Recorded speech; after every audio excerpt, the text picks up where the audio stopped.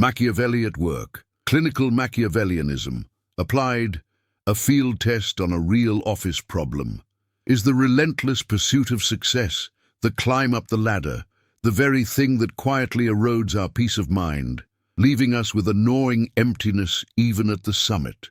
We are told from childhood that ambition is a virtue, that striving defines us, that the accumulation of achievements is the measure of a life well lived. We meticulously plan our careers, our relationships, our very existence, seeking control in a world that often feels chaotic. We see the polished facades of those who appear to have it all, their lives seemingly orchestrated with perfect precision, and we aspire to replicate that order, that perceived mastery. Yet beneath the veneer of accomplishment, a subtle dissonance often emerges.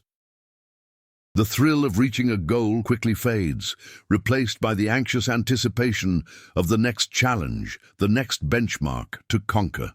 We become so engrossed in the doing, the achieving, that we forget to be. This constant forward momentum, this drive to optimize and control every aspect of our lives, can paradoxically lead us further away from genuine fulfillment, trapping us in a cycle of perpetual striving. It's a curious paradox.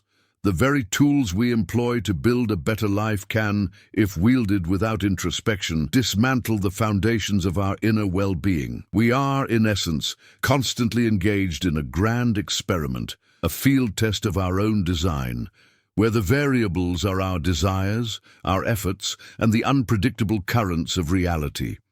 This script embarks on an exploration of this intricate dance, not to offer simplistic remedies, but to illuminate the deeper currents at play. We will delve into the motivations that propel us, the strategies we employ, and the often unseen consequences of our relentless drive for control and success. It's an investigation into the mechanics of human ambition, viewed through a lens that seeks to understand the subtle interplay between our external actions and our internal landscape, particularly in the often unforgiving arena of professional life. Consider the modern workplace, a microcosm of our broader societal obsessions. It's a place where performance metrics are king, where competition is often implicitly, if not explicitly, encouraged, and where the narrative of the hustle culture is pervasive. We are conditioned to believe that to succeed, one must be strategic, perhaps even a little cunning. This is where the legacy of thinkers like Niccolo Machiavelli, often misunderstood and maligned, begins to offer a surprisingly relevant, albeit disquieting, perspective. His seminal work, The Prince, is not merely a manual for despots, but a starkly realistic examination of power dynamics, human nature, and the often unpleasant truths about how influence is wielded and maintained. While we may recoil at the thought of applying Machiavellian principles to our daily lives, the underlying psychological mechanisms he observed, the interplay of ambition, perceived threat, strategic maneuvering, and the management of public perception, are undeniably present in the contemporary office environment. This script is not an endorsement of unethical behavior, but rather an invitation to understand the often unconscious strategies we employ and witness others employ in the pursuit of professional advancement and stability. We will examine how the clinical application of these age-old insights into power and strategy can manifest in seemingly ordinary office settings, revealing a fascinating and at times unsettling portrait of human interaction. The aim is to peel back the layers of politeness and professionalism to understand the deeper currents of influence and strategy that shape our professional realities, offering a unique angle on the ubiquitous problem of navigating the complexities of the workplace and, by extension, life itself. The question at the heart of this exploration is not simply about navigating office politics, but about understanding the fundamental human drives that fuel such dynamics. We are inherently social creatures, driven by a need for belonging, recognition, and security. In environments where resources are perceived as finite and where advancement is often contingent on outperforming others, These drives can be amplified, leading to behaviors that might appear Machiavellian, even if not consciously intended as such. Think about the subtle ways information is controlled, the careful crafting of one's image, the strategic alliances formed and dissolved. These are not necessarily the machinations of a villain, but often the adaptive responses of individuals seeking to secure their position and achieve their goals within a given system. The clinical Machiavellianism we will explore is about observing these patterns with a degree of detachment, like a scientist studying a specimen, to understand the underlying principles at work. It's about recognizing the strategic calculations, the risk assessments, and the manipulation of perception that occur, not to condemn, but to comprehend. This understanding can be profoundly liberating, allowing us to see these dynamics not as personal attacks, but as predictable outcomes of certain environmental pressures and ingrained human tendencies. It's about moving beyond naive idealism and embracing a more nuanced, pragmatic view of human behavior, a view that acknowledges the darker, more strategic aspects of our nature without succumbing to cynicism. This is not about becoming manipulative, but about becoming aware, about understanding the game so that we can choose to play it differently, or perhaps choose not to play at all, with full knowledge of the implications. This journey begins with an observation. The modern professional landscape often mirrors the arenas of power that Machiavelli so astutely analyzed centuries ago. We are not talking about overt acts of betrayal or tyranny, but the subtler yet equally potent strategies employed daily in offices, boardrooms, and even virtual meeting spaces. Consider the seemingly innocuous act of sharing information. Who gets to know what and when? The timing and dissemination of information can be a powerful tool, shaping perceptions, influencing decisions, and ultimately determining outcomes. Or think about the carefully curated personal brand. We present ourselves to colleagues and superiors in a way that highlights our strengths and downplays our weaknesses, a deliberate strategy to cultivate a specific image. This is not inherently deceitful. It is a form of self-management, but it aligns with Machiavelli's emphasis on the importance of maintaining a favorable reputation. Even the concept of loyalty, often espoused as a virtue, can be viewed through a Machiavellian lens. Loyalty is valuable when it serves a purpose, but when it conflicts with self-preservation or the pursuit of a greater goal, it can be readily discarded. These are the kinds of observations that form the bedrock of our inquiry. We are not dissecting the prince for its own sake, but for its capacity to illuminate the often unspoken rules of engagement in our professional lives. By understanding these dynamics, we can begin to discern the patterns of influence, the subtle shifts of power, and the strategic calculations that shape our daily interactions and career trajectories. This script aims to bridge the gap between historical political philosophy and contemporary workplace realities, offering a fresh perspective on the challenges we face. The core of this exploration lies in recognizing that the principles of power and strategy, as articulated by Machiavelli, are not confined to the realm of high politics. They are, in fact, deeply embedded in the fabric of everyday human interaction, particularly within the competitive structures of the modern workplace. We are often caught in a delicate balance, striving for success while attempting to maintain our integrity and genuine connections. This tension can lead to a form of clinical Machiavellianism, where individuals, consciously or unconsciously, employ strategic maneuvers to navigate their professional environments. This is not about advocating for ruthlessness, but about fostering a clear-eyed understanding of the forces at play. We will delve into the psychological underpinnings of these behaviors, exploring how ingrained needs for security, recognition, and control manifest in strategic actions. The aim is to move beyond a simplistic good versus evil dichotomy and embrace a more nuanced appreciation of human motivation and social dynamics. This approach allows us to observe, analyze, and ultimately make more informed choices about how we engage with our professional worlds. It's about gaining insight into the game itself, not necessarily to win by any means necessary, but to understand the rules and the players so that we can navigate with greater awareness and agency. The goal is to equip viewers with a philosophical toolkit that can demystify workplace complexities and empower them to foster more authentic and fulfilling professional lives, even within systems that can often feel impersonal and demanding. Our journey will unfold by first dissecting the core tenets of Machiavellian thought as they relate to interpersonal strategy.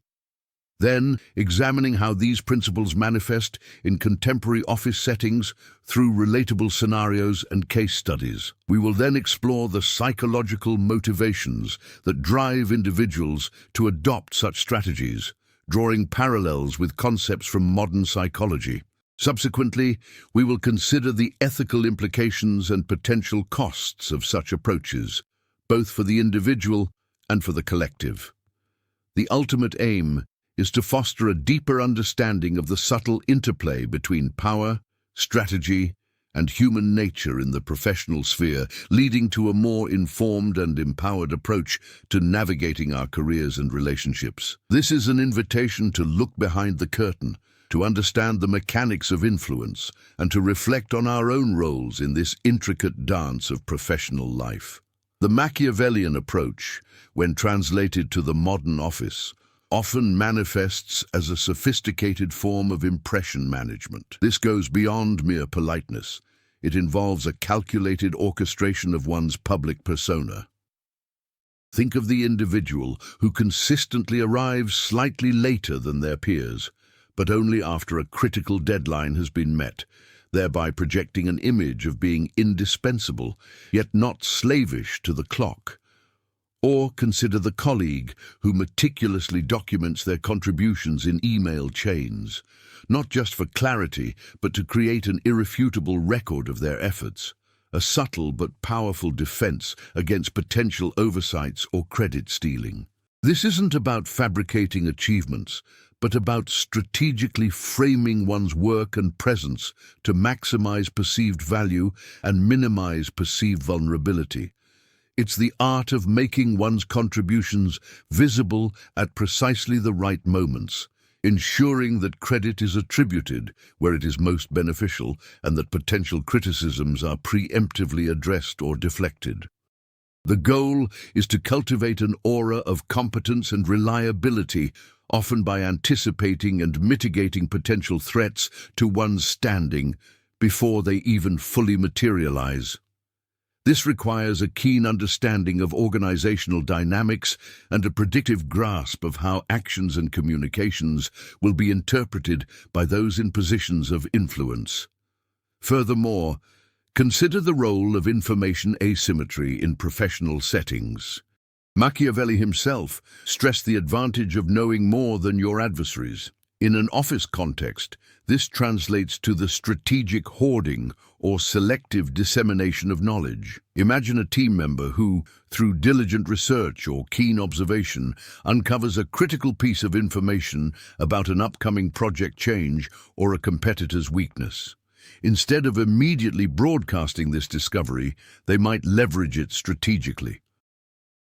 They might present it at a crucial meeting, framed as a proactive insight that solves a looming problem, thereby positioning themselves as an invaluable problem solver. Alternatively, they might subtly hint at this knowledge in conversations with superiors, creating an impression of possessing unique foresight. This isn't about malicious intent, but about recognizing that information is a currency, and controlling its flow can significantly impact one's influence and perceived indispensability within the organizational hierarchy. It's about understanding that knowledge, when strategically deployed, can be a potent tool for advancement and security. Another crucial layer is the concept of strategic alliances and perceived indispensability.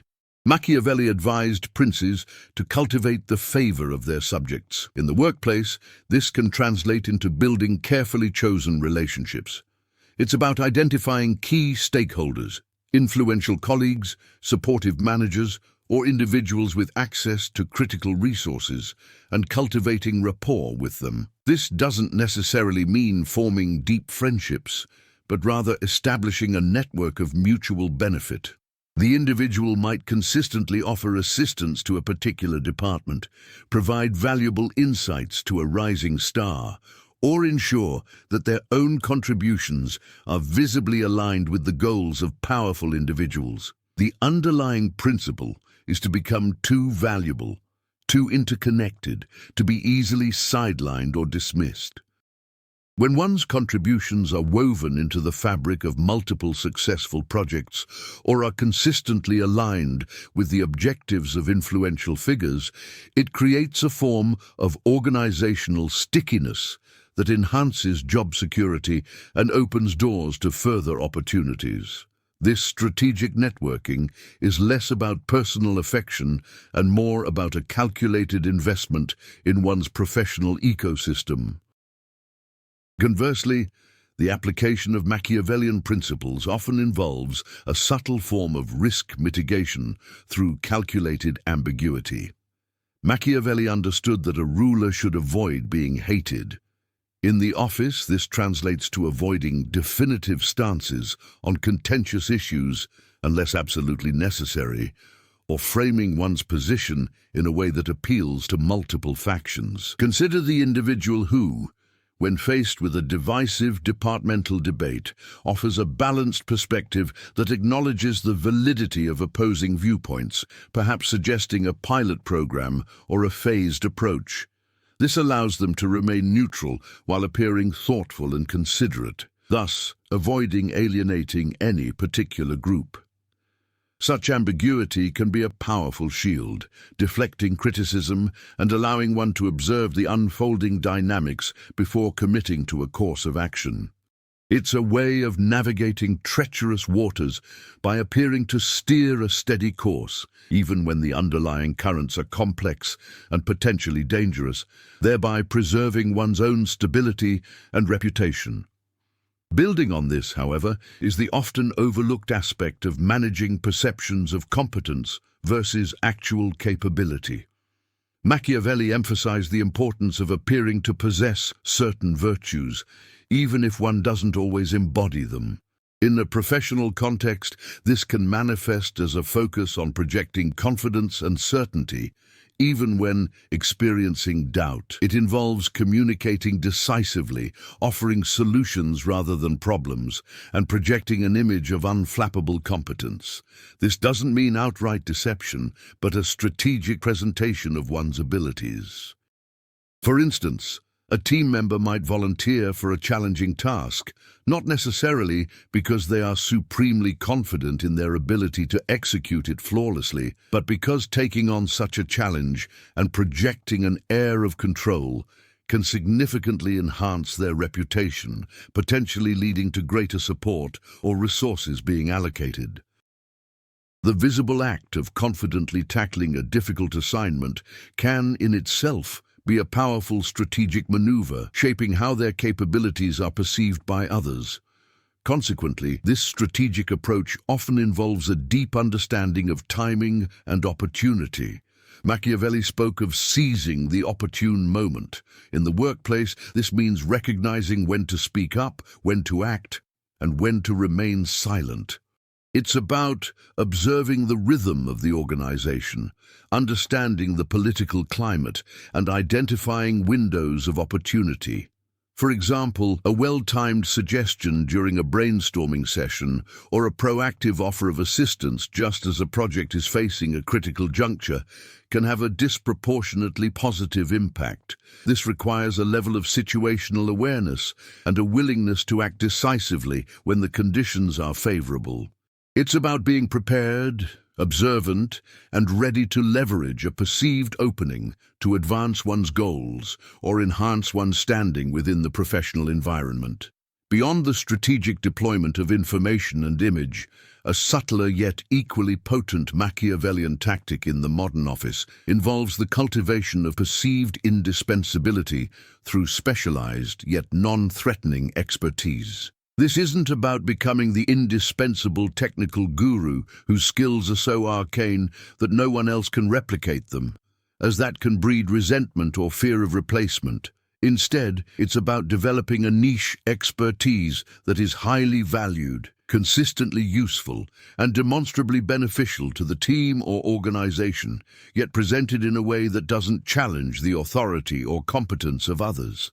Think of the individual who becomes the undisputed master of a particular reporting software, or the go-to person for navigating complex HR policies, or the one who can effortlessly translate intricate client feedback into actionable directives. Their value is undeniable, their presence frequently required, but their skill set is often viewed as a supportive function rather than a direct challenge to leadership or core strategic decision-making. This creates a situation where their removal would cause significant disruption, thus ensuring their continued relevance and security without triggering defensive mechanisms in those around them. It's a delicate balance of being crucial without appearing threatening. Furthermore, the Machiavellian playbook in the workplace often includes the strategic use of calculated vulnerability. While projecting an image of unflappable competence is key, there are times when a carefully chosen admission of a minor, non-critical weakness can be surprisingly effective. This isn't about revealing deep-seated flaws, but about demonstrating a degree of self-awareness and humility that can foster trust and disarm potential rivals. For instance, admitting, "I'm still getting up to speed on the latest version of this design software, so I'll need a bit more time to finalize those mock-ups," can be far more effective than feigning complete mastery and then delivering a subpar product. This carefully managed vulnerability signals that the individual is not overconfident, not an arrogant know-it-all, and is willing to acknowledge areas for growth. This can make them appear more relatable and trustworthy, thereby solidifying their alliances and making others more inclined to offer support rather than perceive them as a threat. It's a strategic paradox. Revealing a minor imperfection can, in fact, enhance one's overall perceived strength and trustworthiness. Conversely, the influence of anticipatory problem-solving as a Machiavellian tool warrants closer examination. Machiavelli advised princes to be prepared for adversity. In the office, this translates into a proactive approach to identifying potential pitfalls and developing solutions before issues even arise. Imagine a project manager who, upon reviewing the initial project scope, immediately flags potential bottlenecks in resource allocation and proposes a contingency plan. Or consider the analyst who foresees a potential data integrity issue based on past trends and implements a preemptive validation check. This isn't just good project management, it's a strategic demonstration of foresight and a commitment to organizational stability. By consistently identifying and resolving problems before they escalate, an individual positions themselves as a critical asset, someone who safeguards the organization from unforeseen crises.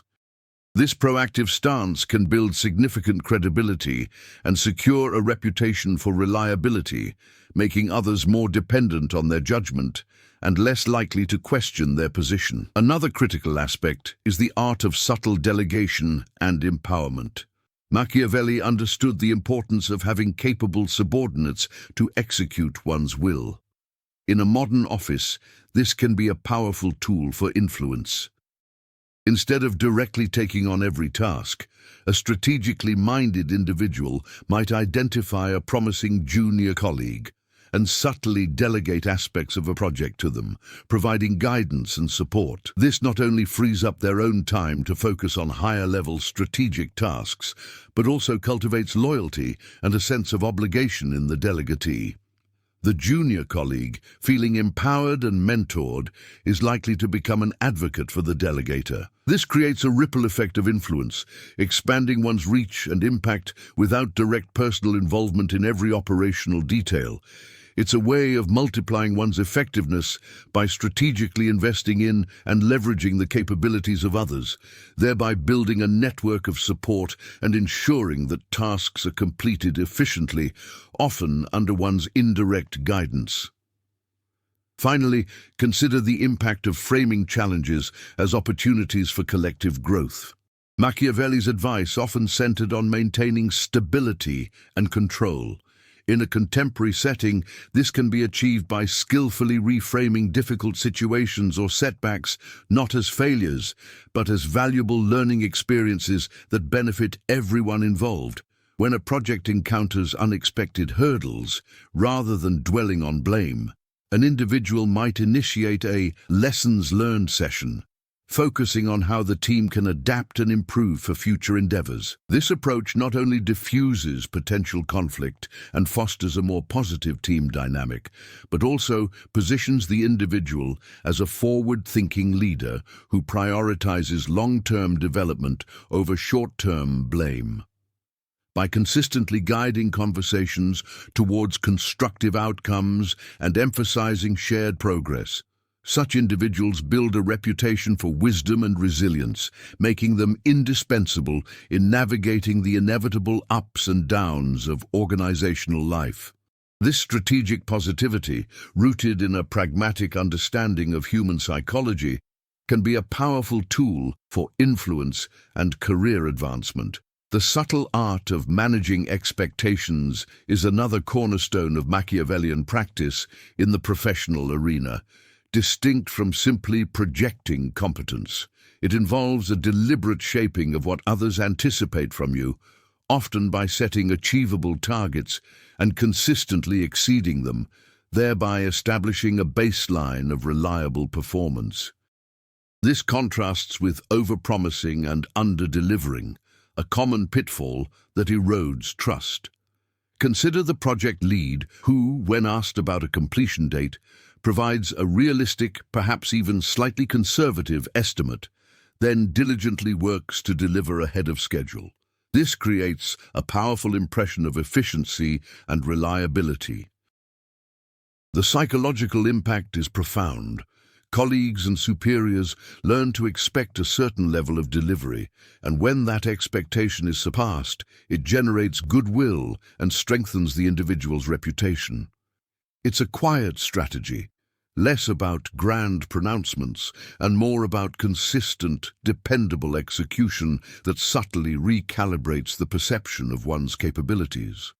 This deliberate calibration of perceived future performance is a powerful yet understated tool for building influence and securing one's position. Furthermore, the principle of leveraging perceived weaknesses as strengths offers a unique tactical advantage. Machiavelli understood that even apparent flaws could be turned to one's benefit if managed astutely. In the workplace, this might involve embracing a reputation for being overly cautious or meticulous. While some might see this as a drawback, the individual can reframe it as a commitment to quality and risk aversion. For instance, someone known for their painstaking attention to detail might be assigned critical tasks where errors are unacceptable. They can then lean into this perception, demonstrating how their thoroughness prevents costly mistakes, thereby transforming a potential liability into a valuable asset. The key is to acknowledge the perceived trait, but highlight its beneficial outcomes, thereby shifting the narrative from a personal failing to an organizational advantage. This requires a nuanced understanding of how different traits are valued within a specific professional context and the ability to articulate that value persuasively. Building on this, consider the strategic deployment of strategic silence and measured responses. Machiavelli advised prudence in speech. In the fast-paced environment of an office, the temptation is often to respond immediately, to have an answer for everything. However, a more Machiavellian approach involves recognizing when to pause, when to listen more than speak, and when to offer a concise, well-considered response, rather than an immediate, potentially ill-advised one. Imagine a tense meeting where a difficult question is posed. Instead of rushing to provide an answer, one might take a moment, perhaps even acknowledging the complexity of the query, before offering a measured, thoughtful response. This conveys deliberation, intelligence, and a lack of impulsivity. It allows time to gather information, assess the situation, and formulate a response that is strategically advantageous, rather than reactive. This measured approach can foster an aura of gravitas and control, demonstrating that one prioritizes thoughtful action over hasty reaction. Consequently, the practice of creating artificial scarcity of one's time or availability can be a potent, albeit delicate, Machiavellian maneuver. Machiavelli recognized that value is often perceived in direct proportion to scarcity. In the professional context, this doesn't mean being deliberately unhelpful, but rather strategically managing one's schedule and commitments to appear in high demand. Consider the individual who, when approached with a request, might respond with, "I'd love to help, but my schedule is quite packed this week with the X and Y projects. Perhaps I could assist with a smaller part of it, or we could revisit this next week." This subtly signals that their time is valuable and their current workload is significant, thereby increasing their perceived importance.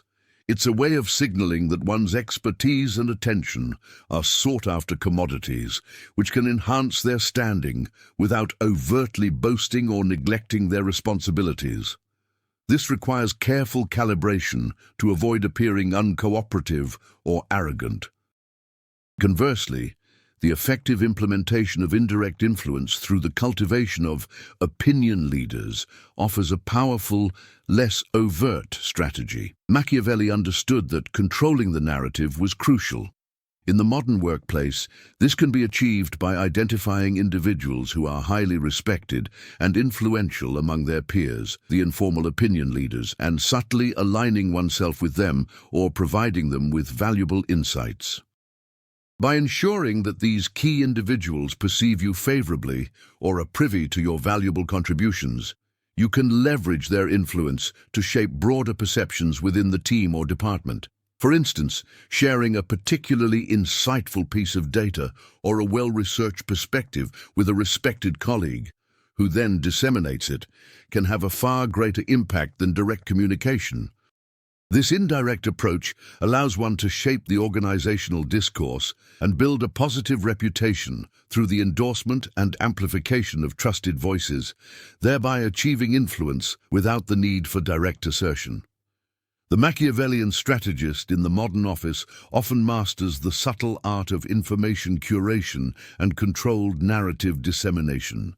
This goes beyond merely withholding information. It involves actively shaping how information is perceived and understood by key stakeholders. Consider the individual who, when presenting project updates, doesn't just list accomplishments, but strategically frames them within a larger vision, emphasizing how each step contributes to overarching organizational goals. They might highlight challenges overcome not as setbacks, but as demonstrations of resilience and adaptability, subtly reinforcing their own role in navigating adversity. This careful crafting of the narrative ensures that their contributions are viewed not in isolation, but as integral components of larger successes, thereby enhancing their perceived strategic value. The focus is on presenting a coherent and compelling story that aligns with organizational objectives and elevates their own position within that narrative. Furthermore, the principle of strategic alignment with prevailing organizational currents is paramount. Machiavelli advised rulers to adapt to the times. In a corporate setting, this means keenly observing the prevailing winds of corporate culture, strategic priorities, and leadership preferences. It involves understanding what is currently valued, what initiatives are gaining traction, and aligning one's efforts and communications accordingly. For instance, if the company is emphasizing innovation, the strategist might subtly reframe their existing projects to highlight their innovative aspects or proactively propose new ideas that align with this trend. This isn't about abandoning one's own principles, but about ensuring that one's contributions are seen as relevant and supportive of the organization's current direction, thereby increasing their visibility and perceived importance. It's about navigating the organizational landscape with an acute awareness of its ever-shifting contours. Building upon this, the practice of cultivating a reputation for judicious conflict avoidance, coupled with decisive action when necessary, offers a distinct advantage. Machiavelli understood that while force might be necessary, it should be employed judiciously. In the office, this translates to a preference for de-escalation and consensus building in most situations. The strategist will often seek common ground, mediate disagreements, and strive for collaborative solutions. However, when a critical juncture arises, or when a firm stance is strategically advantageous, they are prepared to act decisively, often with a well-reasoned justification that underscores the necessity of their chosen course. This creates an image of being both diplomatic and capable of firm leadership, a balance that is highly valued. It signals that conflict is not sought, but that inaction is not an option when core objectives are at stake. Conversely, the skillful employment of delegation as a tool for influence and development offers a less direct, yet highly effective, Machiavellian tactic. Machiavelli recognized the importance of capable subordinates.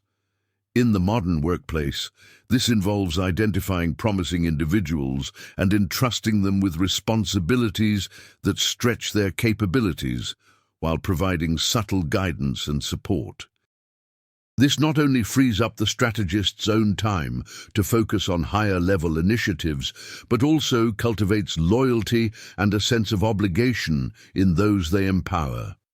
The act of delegating, when done thoughtfully, can transform junior colleagues into advocates, expanding the strategist's sphere of influence indirectly. It's a way of multiplying one's effectiveness by investing in and leveraging the potential of others, thereby building a network of support and ensuring that key tasks are executed efficiently under one's strategic oversight. Another crucial layer involves the strategic use of positive reinforcement and subtle encouragement towards desired behaviors in others. Machiavelli understood the power of rewarding loyalty and competence. In an office environment, this translates into a deliberate practice of acknowledging and praising colleagues who exhibit behaviors or achieve outcomes that align with the strategist's own objectives or the broader organizational goals they champion. This isn't about insincere flattery, but about recognizing and amplifying positive actions. For example, if a colleague proposes an idea that aligns with the strategist's long-term vision, offering specific, appreciative feedback can encourage them to continue developing such ideas, indirectly furthering the strategist's agenda. This creates a positive feedback loop, subtly shaping the team's collective efforts in a direction that benefits the strategist's own strategic positioning. Consequently, the art of managing perceptions of one's workload and contributions through strategic visibility becomes paramount. Machiavelli advised princes to be seen as effective rulers. In the professional world, this means ensuring that one's efforts and achievements are appropriately visible to those who matter, without appearing to boast or overstep. This involves judiciously sharing updates, participating actively in key meetings, and ensuring that one's contributions are documented and communicated effectively. It's about finding the right balance between being a diligent worker and a visible contributor, ensuring that one's value is recognized and appreciated. This strategic visibility is not about seeking attention for its own sake, but about ensuring that one's efforts are acknowledged and factored into decisions regarding advancement and opportunities. The Machiavellian approach in the professional realm often hinges on the strategic cultivation of perceived indispensability through specialized yet non-threatening expertise. This differs from simply being the sole possessor of a critical skill, which can breed insecurity and defensiveness in others. Instead, it involves developing a niche that is consistently valuable, frequently required, and demonstrably beneficial to the team or organization, but presented in a manner that doesn't directly challenge existing power structures or the competencies of peers or superiors. Think of the individual who becomes the go-to person for navigating an intricate but often tedious compliance process, or the one who possesses an uncanny knack for troubleshooting a particular legacy system that everyone else avoids. Their value is undeniable, and their involvement often necessary for smooth operations. Yet their skill set is typically viewed as supportive rather than a direct threat to core strategic decision-making or leadership roles. This creates a unique position of organizational stickiness. Their removal or absence would cause significant disruption, thereby ensuring their continued relevance and security without triggering defensive reactions from those around them. It's a delicate art of being crucial without appearing ambitious in a way that might incite opposition. Furthermore, the principle of leveraging perceived weaknesses as strategic advantages offers a distinct tactical edge. Machiavelli understood that even apparent flaws could be ingeniously turned to one's benefit if managed astutely. In a professional context, this might involve embracing a reputation for being overly cautious or perhaps meticulously detail-oriented. While some might dismiss this as slow or hesitant, the individual can strategically reframe it as an unwavering commitment to quality and a deep-seated aversion to costly errors. For instance, someone known for their painstaking attention to detail might be entrusted with critical tasks where precision is paramount. They can then lean into this perception, demonstrating how their thoroughness consistently prevents potential oversights or rectifies subtle issues before they escalate, thereby transforming a potential liability into a highly valued organizational asset. The key lies in acknowledging the perceived trait but artfully highlighting its beneficial outcomes, thereby shifting the narrative from a personal failing to a tangible organizational advantage. This requires a nuanced understanding of how different personal attributes are valued within specific professional environments, and the ability to articulate that value persuasively to others. Building upon this, consider the strategic deployment of measured silence and judiciously chosen responses. Machiavelli himself advised prudence in speech, understanding that words, like actions, carry weight and consequence. In the often hectic pace of an office, the immediate impulse is frequently to respond instantly, to have an answer for every query. However, a more Machiavellian approach involves recognizing the strategic value of pausing, of listening more intently than speaking, and of offering a concise, well-considered response rather than an immediate, potentially ill-advised one. Imagine a tense team meeting where a particularly thorny question is posed, one that could have significant ramifications. Instead of rushing to offer an answer, one might take a deliberate moment, perhaps even acknowledging the complexity and importance of the query before articulating a thoughtful, measured response. This conveys deliberation, intelligence, and a distinct lack of impulsivity. It provides crucial time to gather further information, assess the unfolding dynamics of the room, and formulate a response that is strategically advantageous, rather than merely reactive. This measured approach can foster an aura of gravitas and control, subtly demonstrating that one prioritizes thoughtful action and informed decision-making over hasty pronouncements. Consequently, the practice of cultivating a reputation for judicious conflict avoidance while simultaneously preparing for decisive action when absolutely necessary offers a distinct professional advantage.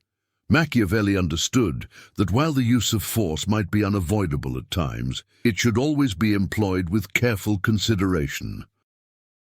In the modern office, this translates to a strong preference for de-escalation, mediation, and the pursuit of consensus in most interpersonal and team-based situations. The strategist will often seek common ground, facilitate discussions aimed at resolving disagreements, and strive for collaborative solutions that benefit the collective. However, when a critical juncture is reached, or when a firm, decisive stance is strategically imperative for achieving a vital objective, they are prepared to act with conviction, often backing their actions with well-reasoned justifications that underscore the necessity of their chosen course. This creates an image of being both diplomatic and capable of firm leadership, a balance that is highly valued in many professional environments. It signals that conflict is not actively sought, but that passive inaction is not an option when core objectives or organizational stability are genuinely at stake.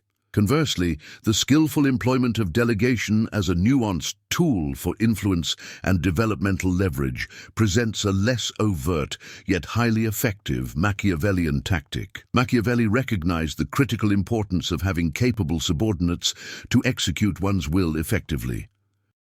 In a contemporary workplace, this involves discerning promising individuals and entrusting them with responsibilities that genuinely stretch their capabilities, all while providing subtle, strategic guidance and supportive resources. This practice not only liberates the strategist's own time to concentrate on higher-level strategic initiatives and critical decision-making, but also actively cultivates loyalty and a palpable sense of obligation in those individuals to whom responsibilities are delegated. The very act of thoughtful delegation can transform junior colleagues into enthusiastic advocates and reliable allies, thereby expanding the strategist's sphere of influence indirectly. It represents a sophisticated method of multiplying one's overall effectiveness by strategically investing in and artfully leveraging the latent potential of others, ensuring that key tasks are executed efficiently and effectively under one's overarching strategic oversight. The Machiavellian strategist in the modern office often masters the subtle art of information curation and controlled narrative dissemination. This goes beyond merely withholding information. It involves actively shaping how information is perceived and understood by key stakeholders. Consider the individual who, when presenting project updates, doesn't just list accomplishments, but strategically frames them within a larger vision, emphasizing how each step contributes to overarching organizational goals. They might highlight challenges overcome not as setbacks, but as demonstrations of resilience and adaptability, subtly reinforcing their own role in navigating adversity. This careful crafting of the narrative ensures that their contributions are viewed not in isolation, but as integral components of larger successes, thereby enhancing their perceived strategic value. The focus is on presenting a coherent and compelling story that aligns with organizational objectives and elevates their own position within that narrative. Furthermore, the principle of strategic alignment with prevailing organizational currents is paramount. Machiavelli advised rulers to adapt to the times. In a corporate setting, this means keenly observing the prevailing winds of corporate culture, strategic priorities, and leadership preferences. It involves understanding what is currently valued, what initiatives are gaining traction, and aligning one's efforts and communications accordingly. For instance, if the company is emphasizing innovation, the strategist might subtly reframe their existing projects to highlight their innovative aspects or proactively propose new ideas that align with this trend. This isn't about abandoning one's own principles, but about ensuring that one's contributions are seen as relevant and supportive of the organization's current direction, thereby increasing their visibility and perceived importance. It's about navigating the organizational landscape with an acute awareness of its ever-shifting contours. Ultimately, the enduring message is one of self-awareness and informed choice. The strategies we've explored are potent tools, capable of shaping careers and organizational cultures, yet their true power lies not in their mere application, but in the conscious decision of how and why they are employed. The wisdom derived from this inquiry is not about mastering the art of manipulation, but about cultivating the art of conscious participation. It's about understanding the intricate mechanics of influence and power, not to wield them ruthlessly, but to navigate them with integrity, to build relationships based on genuine value, and to contribute meaningfully without sacrificing our core principles. The true practice begins now, the ongoing reflection on our own motivations, our interactions, and the kind of professional landscape we wish to